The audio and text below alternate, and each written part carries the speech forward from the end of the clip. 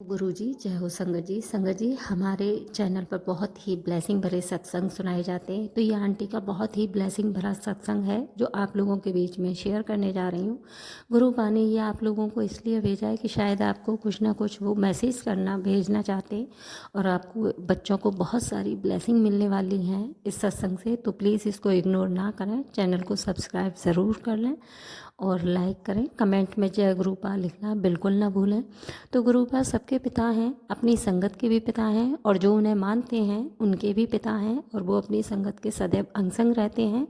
तो ये जो सत्संग है बहुत ही ब्लेसिंग से भरा हुआ है। तो प्लीज़ आपसे रिक्वेस्ट है कि इस सत्संग को पूरा सुने, इससे ढेर सारी आपको और आपके बच्चों को, आंटी को, सबको ब्लेसिंग मिलने वाली है। तो इग्नोर तो बिल्कुल ना करें और चैनल को सब्सक्राइब ज़रूर कर लें। आपका भी अगर कोई शुक्राना हो तो रिकॉर्ड करके मेरी ईमेल आईडी पर भेज सकते हो।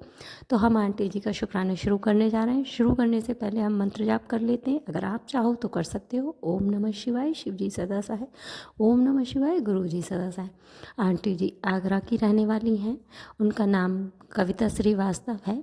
उनकी 2 बेटियां हैं। उनकी हालत ही जो है पैसों से अच्छी नहीं है, लेकिन वो उनकी तबीयत ख़राब रहती है। वो अपनी बेटियों को बहुत प्यार करती हैं। उनकी बेटियां काफ़ी खूबसूरत हैं।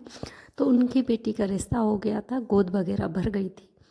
तो उसके ससुराल वाले बोले कि ठीक है, शादी निकाल के जल्दी ही शादी कर लेंगे। लेकिन किसी कारण बस उनकी शादी टूट गई। जब शादी टूट गई तो आप समझ सकते हैं समाज में लड़की पर ही आरोप लगते हैं, क्योंकि लड़के वालों की तरफ से रिश्ता टूटा था। तो वो बहुत ही टेंस थी, बहुत ही दुखी थी, अंकल भी और आंटी भी। लेकिन एक बार क्या हुआ, उनके पड़ोसी में किसी चीज़ का सत्संग हो रहा था तो उनके घर में न्योता आया कि उनके यहाँ सत्संग है तो प्लीज़ 4 बजे वहाँ पे ज़रूर आए।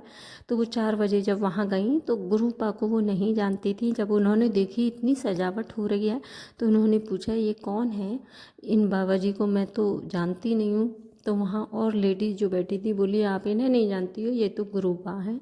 अपनी संगत का अपने बच्चों के अंग संग हमेशा रहते, उनकी सारी समस्याएं दूर करते। तो जब वो सत्संग सुन रही थी तो उनकी आंखों से आंसू बह रहे थे सुनकर। उन्होंने वहीं पे अर्जी लगाई गुरुपा के स्वरूप के सामने कि अगर ये मेरी समस्या दूर हो जाएगी तो मैं भी आपका सत्संग कराऊंगी। कुछ टाइम बाद अपने आप ही उनकी बेटी के ससुराल से फिर से कोई आया। उन्होंने कहा हमें माफ़ कर दो और ये रिश्ता हो ही रहा है। तो उनकी बेटी की दिसंबर में शादी हो गई। तो वो उन्होंने बोला था गुरुपा से कि अगर मेरी मतलब जो भी अर्जी उन्होंने लगाई हो वो पूरी हो जाएगी तो वो गुरुपा का शुक्राना करेंगी, सत्संग करेंगी। तो उन्होंने बहुत अच्छा सत्संग किया अपनी बेटी के बाद। तो उन्होंने बोला कि गुरुपा को अगर दिल से मानो तो वो अपने बच्चों के सदैव अंग संग रहते हैं, उनकी हर समस्या का हल निकालते हैं, उनके कष्ट काटते हैं गुरुपा। हम पे जो कष्ट आते हैं वो पता ही नहीं चलती, गुरुपा कब काट देते। इसलिए ये सत्संग इग्नोर ना करें संगत जी।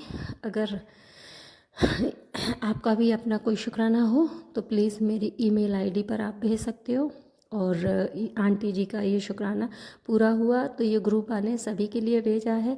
ओम नमः शिवाय, शिव जी सदा सहाय। ओम नमः शिवाय, गुरु जी सदा सहाय। तो गुरु जी बोलते हैं मैं अपने बच्चों के अंग संग हूँ, जिनके पास भी ये सत्संग जाएगा उन पर मेरी ढेर सारी ब्लेसिंग होंगी। उनके बच्चों को ब्लेस करूँगा, अंकल को ब्लेस करूँगा, आंटी को, जैसे कि उन आंटी अंकल और उनके बच्चों को ब्लेस किया।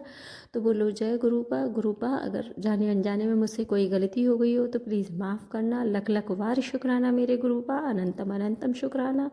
अपनी हर संकट के कष्ट काटना, उनके ब्लैक मैजिक काटना, उन पर कृपा करना, उनको ढेर सार ब्लेसिंग देना, उनके बच्चों को ब्लेस करना, अंकल आंटी को ब्लेस करना और जिनके पास भी ये संगत सत्संग जाए उनको ढेर सार ब्लेसिंग मिले।